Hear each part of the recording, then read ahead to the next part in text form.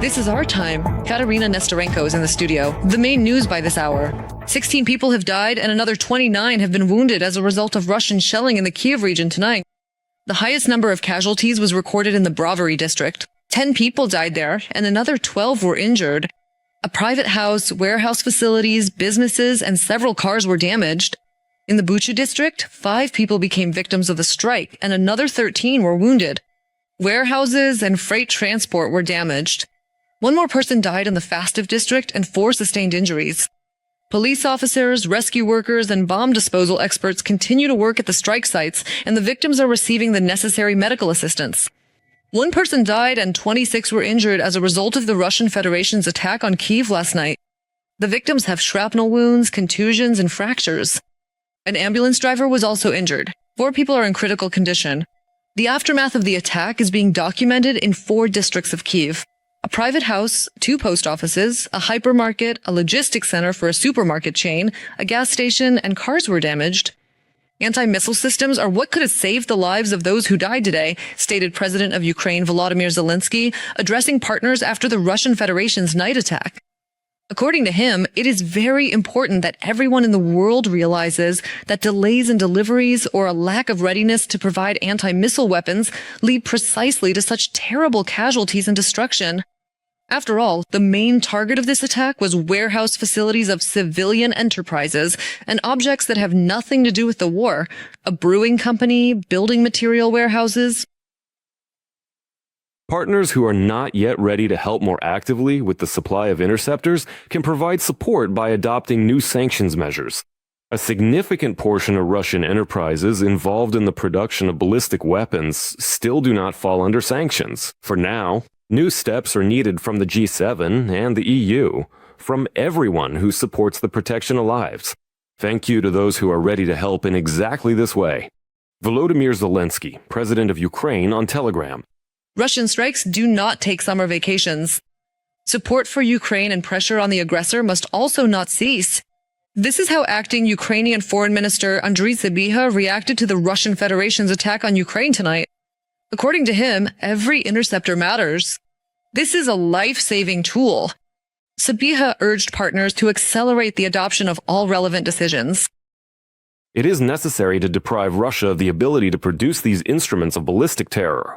The introduction of additional tough sanctions is of critical importance and requires urgent adoption. I also warn against attempts to draw a false moral equivalence between the aggressor and the state defending itself. Russian attacks cannot be justified under any circumstances, regardless of Ukraine's actions.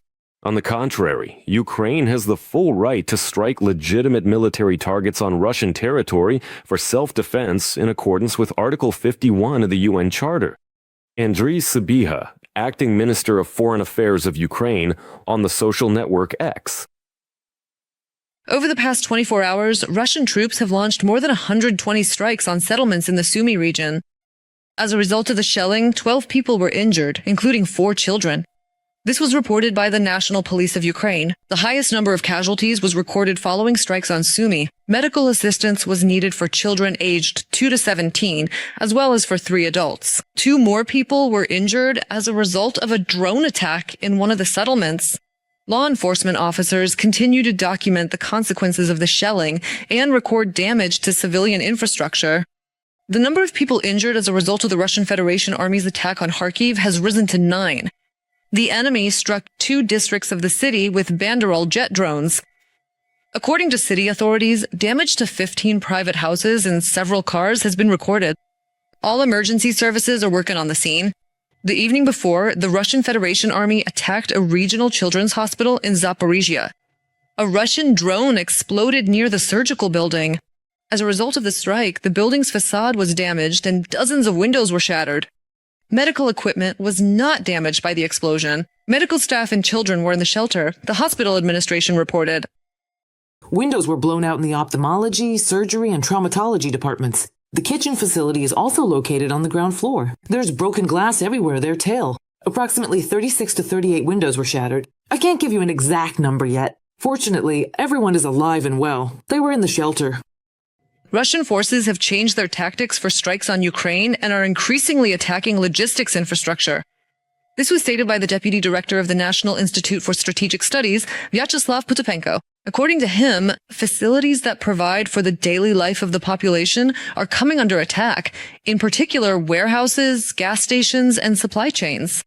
The expert noted that the war has gone beyond purely combat operations on the front line and has entered a new phase, the goal of which is to increase pressure on the civilian population. Potapenko emphasized that such attacks are aimed at destroying infrastructure and creating a constant sense of threat. We have reached another level of escalation. It has become broader, and the rear, well, it feels this war much more, both in Ukraine and in Russia, than it did, say, a year ago. Yeah, so the war is escalating, supplies are increasing. If you analyze the supply data, well, the missiles, they aren't just Russian. I mean, they are being supplied by their allies. So the war is expanding, its geography is widening, the number of strikes is increasing. The war is, well, it's growing, and more of the population is being drawn into it. There are currently no signs of Russian troops preparing for an offensive in the Chernihiv region. This was reported by the spokesperson for the State Border Guard Service, Andriy Demchenko. According to him, the most serious threat to the border areas remains the regular artillery shelling and drone attacks by the Russian Federation Army. At the same time, he noted that Russia has long had plans for a possible expansion of hostilities in this direction. Demchenko emphasized the Ukrainian side is preparing for various scenarios and continues to strengthen defensive positions on the northern section of the front. On the border with Russia, within the Chernihiv region, fortunately, the enemy is not taking any actions. If we talk directly about our state borderline, it is not noted that the Russian army is using infantry or sabotage and reconnaissance groups. Of course, the threat is not going anywhere. One cannot say that the enemy has developed any new plans and the situation has changed radically, as was unfortunately presented in the information field yesterday. Yes, the Russian occupiers do have such plans, and the General Staff of the Armed Forces of Ukraine has mentioned this repeatedly before. Andriy Demchenko, spokesperson for the State Border Guard Service of Ukraine, on the air of the Yedini Novini Marathon. Lithuania intends to deploy the production of Ukrainian drones on its territory. It is expected that this will be an important step for strengthening the defense capabilities of both countries and their resilience to external threats. This was announced by the country's Minister of Defense, Laurynas Kasčiūnas. He also emphasized that launching the initiative involves joint investments and attracting specialists who will work on localizing production. The minister noted that the project will be implemented based on an agreement that Kyiv and Vilnius signed in May of this year. We have an agreement with Ukraine known as the drone deal. Changes are currently being made within the ministry's team to bring in key specialists who will start turning this agreement into practical solutions on the ground so that we can localize the production of Ukrainian drones in Lithuania.